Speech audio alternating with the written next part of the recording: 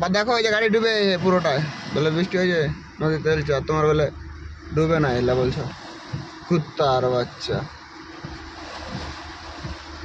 বসুন্ধরা আবার খুব সুন্দর এলাকা, দেখেন আপনারা। বসুন্ধরা হচ্ছে ভিআইপি এলাকা।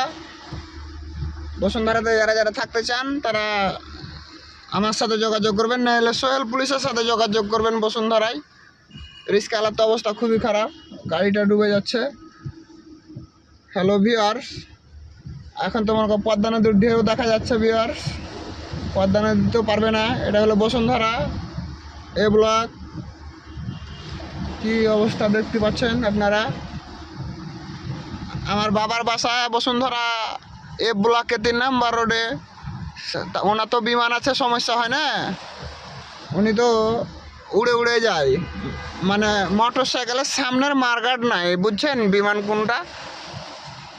এই হলো ওনার গাড়ি।